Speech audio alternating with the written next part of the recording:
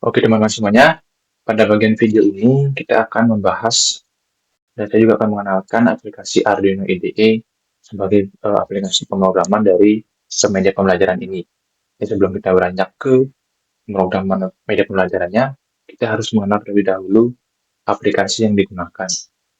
Aplikasi Arduino IDE ini merupakan aplikasi pemrograman yang umum digunakan oleh pelajar atau juga orang untuk melakukan pemrograman terhadap microcontroller yang biasanya juga digunakan untuk proyek mikro elektronika, kemudian digital, IoT, dan lain sebagainya.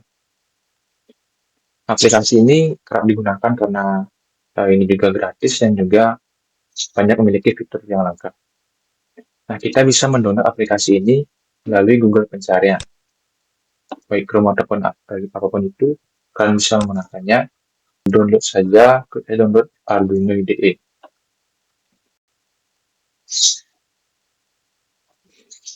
Nah, kemudian di sini kalian cari di support Arduino IDE. Download and install Arduino IDE. Nah, di sini sudah disediakan download sesuai dengan operation system kalian.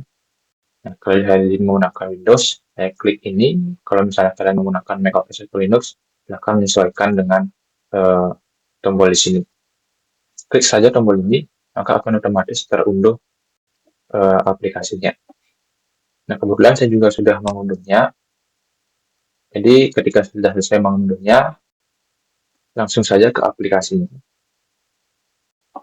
Terlebih dahulu kita akan menginstal aplikasi tersebut agar bisa ditambahkan ke device teman-teman.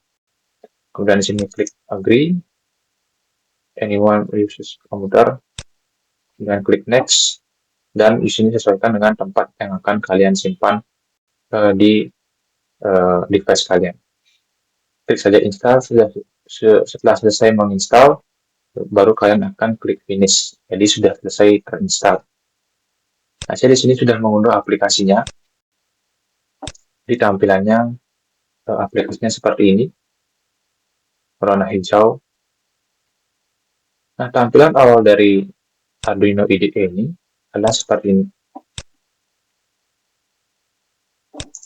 Ya, tampilan awal dari aplikasi Arduino IDE. Nah, di sini banyak sekali fitur-fitur yang dibawa oleh aplikasi Arduino IDE. Teman-teman bisa melihat dari atas, kiri, kanan, serta bawahnya ada banyak beberapa tulisan-tulisan yang memiliki fungsi tertentu. Nah, di atasnya di sini pada toolbarnya terdapat menu file, edit, sketch tool, dan help. Nah, pada menu file itu biasanya digunakan secara umum untuk membuka file, kemudian membuat file baru, membuat sketch baru, kemudian membuka pemrograman yang pernah kita buat sebelumnya atau baru-baru ini. Kemudian kita akan membuka untuk pemrograman yang ada pada suatu library. Kemudian ini juga digunakan untuk men-save pemrograman yang sudah kita buat. Dan kemudian untuk menambahkan suatu library juga sini. Nah, juga di sini kita perlu memahami beberapa hal terkait aplikasi Arduino IDE yang terpenting. Itu ada 3, itu yang pertama adalah board, kemudian library, dan juga port pada device teman-teman. Nah, yang pertama adalah board. Board ini merupakan papan microcontroller yang kita gunakan yang akan kita program melalui aplikasi Arduino IDE ini. Misalnya kita akan memprogram Arduino Nano ini misalnya. Jadi kita akan menyesuaikan board ini dengan pemilihan board yang ada pada fitur di aplikasi Arduino IDE ini. Nah, kemudian board ini juga memerlukan kita definisikan di dalam di aplikasi Arduino IDE ini. Jadi sediakan fitur library manager, board manager untuk menambahkan board yang memang ada, yang memang tidak ada di aplikasi Arduino IDE. Dan biasanya ada beberapa board yang memang sudah ada dan juga yang benar-benar tidak ada pada aplikasi Arduino IDE ini. Jadi kita bisa mengunduhnya secara manual, baik pada code manager yang ada pada aplikasi Arduino IDE ini ataupun dari eksternal. Nah, kemudian yang kedua adalah libraries. Nah, library ini sangat penting juga kita gunakan pada aplikasi Arduino IDE. Nah, library ini digunakan yang merupakan sebuah kumpulan kode yang memudahkan kita untuk membuat suatu pemrograman. Jadi, di dalamnya itu sudah ada beberapa pemrograman yang bisa kita gunakan untuk menjalankan suatu fungsi. Di mana library ini sudah dibuat oleh orang tertentu yang memang sudah mempunyai ahlinya, kemudian dia akan disimpan pada Arduino IDE ini. Nah, library ini bisa kita gunakan untuk menjalankan suatu fungsi-fungsi tertentu dari komponen yang kita gunakan atau suatu fungsi yang akan kita gunakan. Nah, library ini juga sama dengan Bots, ada yang memang sudah disediakan di aplikasi Arduino IDE atau tertanam. Kemudian ada yang memang tidak ada sama sekali di aplikasi Arduino IDE. Nah, untuk yang memang belum ada, itu bisa kita download dari Library Manager di aplikasi Arduino IDE ini. Nah, juga sama sekali memang ada yang tidak ada di aplikasi Arduino IDE ini. Nah, kita bisa mengunduh library tersebut di Google-nya, Google pencarian dari eksternal Arduino IDE lah bahasanya itu. Nah, selanjutnya ada port. Port ini port USB biasanya pada laptop teman-teman itu berfungsi sebagai perantara untuk mengkomunikasikan device kalian, device laptop ataupun komputer dengan papan microcontroller-nya atau board-nya itu. Jadi agar bisa kita mengupload, mentransmisikan kode program yang kita buat ini ke papan microcontroller, kita akan menghubungkannya dengan kabel USB. Nah, kabel USB ini akan dicolokkan pada port USB di device teman-teman. Nanti akan terdeteksi di sana dan akan dipilih sesuai dengan yang terdeteksi pada microcontroller yang kalian gunakan. Nah, kemudian kita akan lanjut ke menu toolbar. Menu-menu yang ada di sini. Jadi sudah dibahas menu file. Nah, kemudian di sini ada menu edit.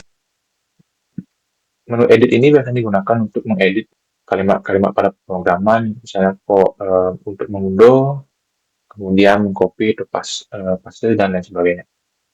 Sebagian besar digunakan itu.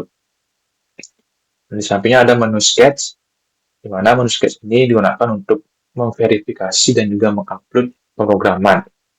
Jadi ini juga sebagai untuk memverifikasi dan mengupload pemrograman, di mana verifikasi ini digunakan untuk mengkompil terlebih dahulu pemrograman yang sudah kita buat. Jadi ini akan mencegah error pada kode program yang kita buat ditransmisikan ke microcontroller yang kita buat, sehingga errornya tidak sampai di sini. Jadi sebelum error itu terjadi, maka Arduino IDE sudah lebih awal mengcompile sehingga jika dapat kesalahan, kita akan ditandai kesalahan tersebut dan kita bisa memperbaikinya. Kemudian, menu upload ini kita akan mentransmisikan data ini ke microcontroller kita. Nah, sebelum itu, dia akan otomatis terverifikasi terlebih dahulu, tercompile untuk mencari sebuah error di kode program tersebut. Jika memang sudah tidak ada kesalahan sintaks dalam pemrograman, baru akan dijalankan penguploadannya. Ini juga ada debugging, kemudian include library, dan add file. Dan sebagian besar juga digunakan adalah include library. Nah, seperti yang saya jelaskan tadi, kita bisa menambahkan library yang belum ada pada aplikasi Arduino IDE. Nah, ini kita bisa tambahkan jika memang tidak ada pada library manager. Karena kita menurutnya dari luar aplikasi Arduino IDE dalam bentuk zip, jadi kita bisa tambahkan di sini add zip library. Nah, ini adalah library yang sudah di-download. Dan di bawahnya ada add file. untuk membuka kode program yang bisa kita akses melalui foldernya. Nah, di sampingnya ada menu tools. Menu tools ini bisa kita gunakan untuk hampir sama manage library, kemudian untuk membuka serial monitor, serial plotter, nanti akan saya jelaskan. Kemudian untuk memilih boards yang kita gunakan, papan microcontroller yang kita gunakan, dan juga mendownload board yang memang belum ada pada aplikasi Arduino IDE ini. Di bawahnya ada port, jadi kita bisa pilih di sini, seperti yang dijelaskan tadi, menyesuaikan dengan port yang terdeteksi oleh device teman-teman. Nah, sebagian besar itu yang digunakan. Nah, kemudian ada menu help, ini bisa kalian fungsikan, misalnya ada suatu trouble pada aplikasi ini, bisa kalian klik troubleshooting dan dicari kesalahannya. Kalau teman-teman juga ada pertanyaan terhadap aplikasi ini, juga bisa menghubungi official dari yang membuat aplikasi Arduino IDE ini. Nah, kemudian di bawahnya juga ada di tanda hijau ini, tanda centang dan juga tanda panah. Dan tanda ini, nah, tanda centang ini merupakan tanda verify. Jadi simbol verify selain di sketch juga ada di sini. Ini adalah upload dan di sketch juga ada di sini. Serta di sampingnya adalah debugging yang biasanya bisa difungsikan, bisa digunakan menyesuaikan dengan microcontroller tertentu. Jadi hanya ada beberapa microcontroller tertentu yang bisa memakai ini. Kemudian di sampingnya ada fitur untuk memilih papan microcontroller atau board dan juga port yang kita gunakan. Dengan setelah kita hubungkan kedua ini, device dengan microcontrollernya, maka akan terdeteksi port COM yang kita gunakan. Nah, setelah itu, teman-teman bisa memilih boards-nya dan juga port yang memang sekiranya kalian gunakan. Misalnya kalian menggunakan Arduino Nano, maka kita klik di sini Arduino Nano dan sesuaikan dengan port COM yang tersedia oleh ketika kita menghubungkan papan microcontrollernya.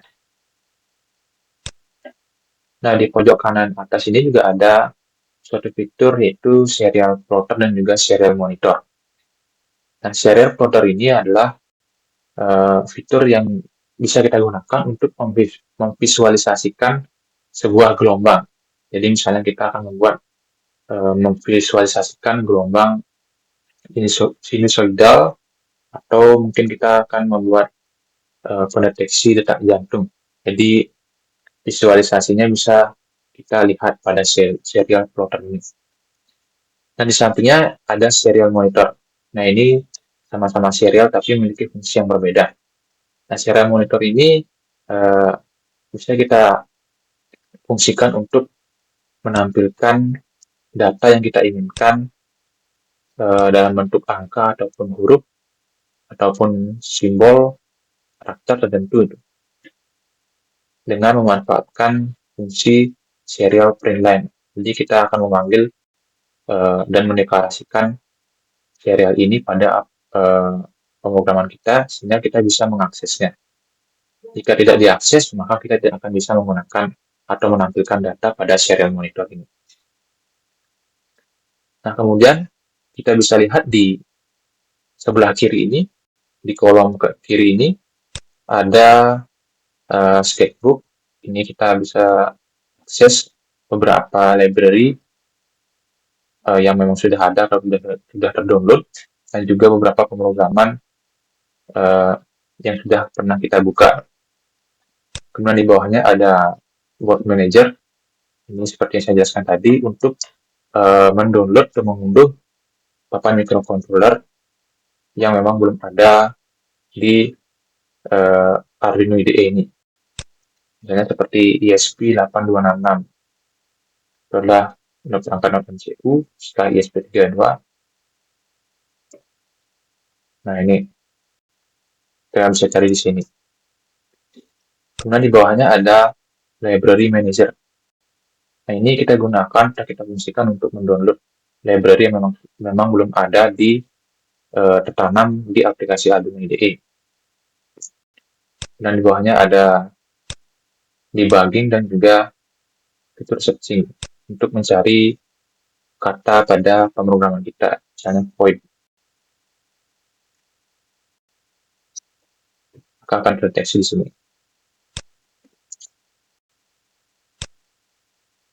Kemudian setelah itu, pada kotak putih ini, yang besar ini merupakan tampilan dari baris pemrograman yang akan kita gunakan nantinya.